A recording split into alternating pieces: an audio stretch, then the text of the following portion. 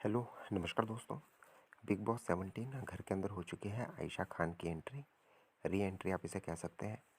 Re entry के होते ही एक चीज़ तो साफ़ हो गई कि कहीं न कहीं आयशा खान ने अब अपना रास्ता अलग कर लिया है मुनव्वर के गेम प्लान को देखते हुए। जिस तरीके से मुनव्वर ने अपना पूरा का पूरा दिमाग लगाया है आयशा को और अपने रिलेशनशिप को अलग रखने के लिए। अलग रखने का मतलब है कि किसी को कुछ पता भी ना चले और मैं भी बच जाऊँ और आयशा अ, पे कहीं न कहीं बात चली जाए।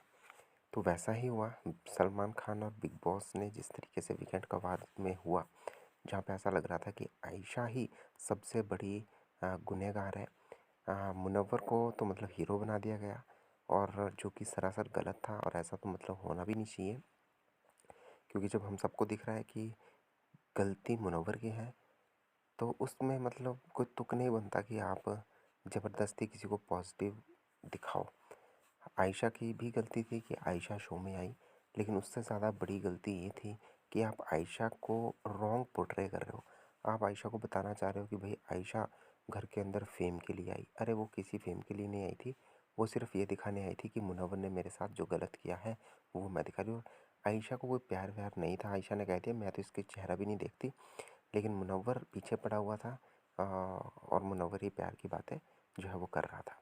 चलिए ये सब हुआ, लेकिन अब अगर हम बात करें तो आयशा की जब री-एंट्री हुई है, तो अंकिता लोखंडे से गले मिलने के बाद अंकिता लोखंडे ने कहा कि चलो मुनव्वर से मिल लेते हैं, लेकिन आयशा ने मिलने से साफ मना कर दिया और साथ ही साथ ये भी बता दें कि आयशा ने आते ही ये भी कह दिया कि ये सबसे बड़ा धोखेबाज आदमी है, दोगला आदमी है, बहुत ज़्यादा झूठ बोलता है। और बाद में हमें ये भी देखने को मिला कि एक साथ जब सारे लोग बैठे हुए थे, जहाँ पे मुनव्वर अलग बैठे हुए थे और मुनव्वर के जो दोस्त हैं वो अलग थे, और मुनारा, अनुराग और कुछ 2-3 लोग और एक साथ बैठे हुए थे, जहाँ पे हमें ये देखने को मिला कि अनुराग ने कहा कि भाई मैं तो बहुत शॉक रह गया जब तुम घर से गई। उसके बाद मुनव्वर जो है 10 मिनट या 15 मिनट के बाद ही एकदम फ्री हो गया, हंसने खेलने लगा, लोगों से दिल खोल के बातें करने लगा। मतलब मुझे तो देख के बहुत ज़्यादा शॉक लगा। जब ये बात हुई तो ये अनुराग ने और मुनव्वर ने दोनों के बीच इस बात को लेकर के लड़ाई होगी, जहाँ पे मुनव्वर कहते हुए नज़र आए कि भाई तू करना क्या चाहता है, जो तू वो बातें इसके पास बता रहा है, तो ये बता के करना क्या चाहता है।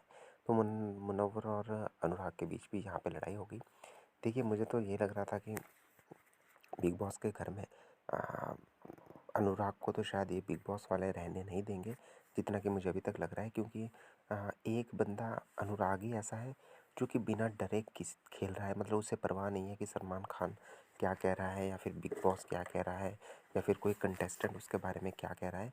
उससे जैसा सही लगता है वो वैसा ही करता है, वही गेम खेलता है, और वो ही हम बिग बॉस में देखना चाहते हैं। फिर वो चाहे गलत हो चाहे सही हो, हमें वो भी दिख रहा है। फिर नंबर 2 बात कि दूसरे मुझे जो सही लग रहे थे, जो गेम में फेयर होकर के खेल रहा था, वो था नील। पर नील को भी कहीं न कहीं निकाल दिया गया। निकाल दिया गया क्या, अब डबल इविक्शन हो गया तो नील भी चले गया।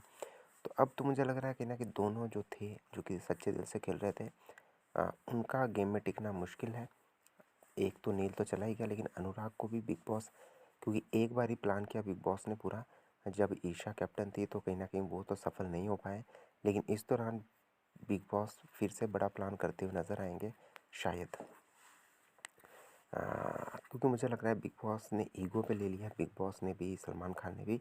एक होता है कि एक ईगो पे ले ले लिया जाता है, जब किसी इतने बड़े प्लेटफॉर्म को ही किसी को कोई कंटेस्टेंट अगर चुप करवा दे, मतलब वो मतलब एक ईगो पे आ जाता है। तो ईगो पे कहीं ना कहीं कलर्स ने भी ले लिया है और सलमान खान ने भी ले लिया है। तो अनुराग को तो ये विनर बनाने ही नहीं वाले। बल्कि मुझे तो लगता है कि कहीं ना कोई प्लान लगा करके इविक्ट करने वाले हैं शायद। न्यूज़ भी वैसी आ रही है, लेकिन देखते हैं। वेल आपको क्या है कहना, कमेंट बॉक्स में लिखें, सब्सक्राइब ज़रूर करें। आयशा और अनुराग के रास्ते अलग, और इसी चक्कर में मुनव्वर और आयशा और मुनव्वर के रास्ते अलग। इसी चक्कर में मुनव्वर और अनुराग की लड़ाई भी शुरू हो चुकी है। सब्सक्राइब करें। धन्यवाद।